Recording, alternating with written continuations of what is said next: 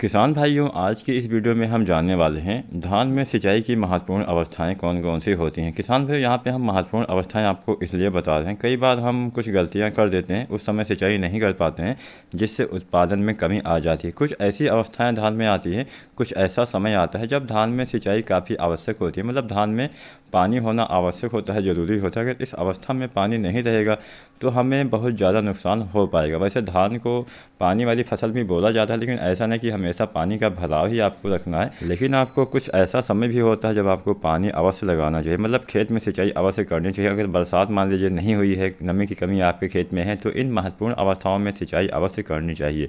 अगर आप इस समय सिंचाई नहीं करते हैं तो उत्पादन में काफ़ी कमी आ जाती है। नमस्कार किसान भाइयों, आज की वीडियो में हम सिंचाई प्रबंधन की महत्वपूर्ण अवस्थाओं के बारे में आपको बताने वाले हैं। इस समय पानी आपको अवश्य लगाना चाहिए। अगर बरसात नहीं हो रही है, नमी नहीं है, तब आपको पानी ज़रूर लगाना चाहिए। तो सबसे पहले तो आप सभी से रिक्वेस्ट है, अगर चैनल पे नए हैं तो SRJ खेती चैनल को सब्सक्राइब अवश्य करें। धान में कैसे कल्ले आपको बढ़ाना चाहिए, इसके ऊपर भी हमने बहुत सारी वीडियो बना दी है। धान की रोपाई के समय कौन कौन सी खादों का इस्तेमाल करना चाहिए, कौन सा NPK धान में आपको देना चाहिए, पहला NPK कौन सा देना चाहिए, कौन सा ग्रोथ प्रमोटर डालना चाहिए, इस सभी विषय पर हमने बहुत सारी वीडियो पहले से ही बना दिया है, ताकि आप सभी को ज़्यादा कहीं अलग जाना ना पड़े। एक ही चैनल पर सारी जानकारी आपको मिल जाएगी। तो प्लीज़ हमारे चैनल को सब्सक्राइब जरूर करें और हमारी सारी वीडियो आप देख सकते हैं। तो सबसे पहले तो हम बात करते हैं, जब हम धान की रोपाई करते हैं तो धान की रोपाई में तो पानी तो सब लोग लगाते हैं, बिना पानी लगाए तो रोपाई हो ही नहीं पाती है। मान लीजिए अच्छे से बरसात हो गई, मतलब कुल मिला के खेत में पानी रहता है तभी रोपाई होती है, चाहे बरसात का पानी हो या फिर हम खुद से पानी लगाएं।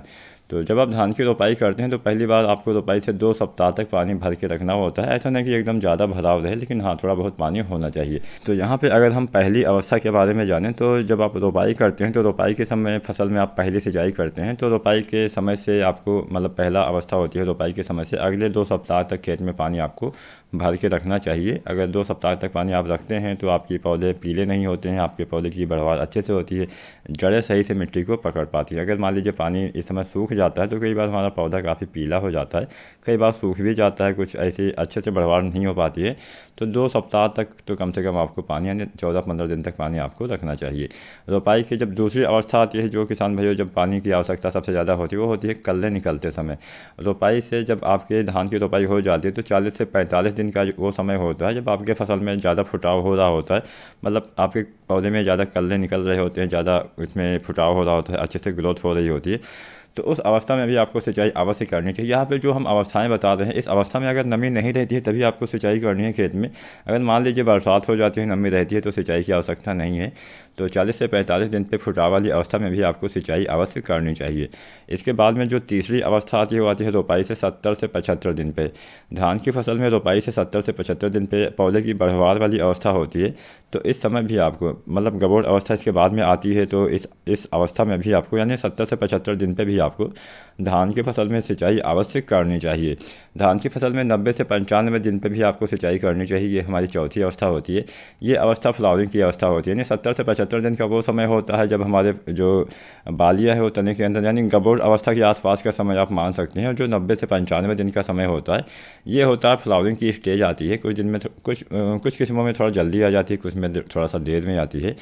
तो इस अवस्था में, यानी जब आपके पौधे में फ्लावरिंग की स्टेज आए, फूल आ जाए, बालियाँ निकल जाएँ, तब आपको पानी की कमी नहीं होने देनी है, नहीं तो आपको काफ़ी ज़्यादा नुकसान उठाना पड़ जाएगा। तो इस स्टेज में आपको 90 से 95 दिन पे भी आपको सिंचाई करनी चाहिए।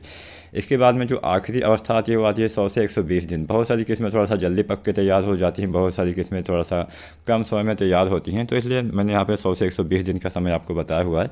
ये वो अवस्था होती है जब आपके पौधे में मिल्किंग वाली स्टेज होती है, यानी दूध वाली स्टेज होती है, जब दाने का भराव हो रहा होता है, उस समय भी आपको सिंचाई अवश्य करनी चाहिए। अब यहाँ पे जो हमने 5 बताए हैं, पहला तो बुआई के समय, दूसरा 40 से 45 दिन, तीसरा हमने बताया 70 से 75 दिन, चौथा 90 से 95 और पाँचवा 100 से 120 दिन। इसमें जो ये 90 दिन से लेके और 120 दिन का समय है, ये काफ़ी महत्वपूर्ण समय होता है धान की फसल में।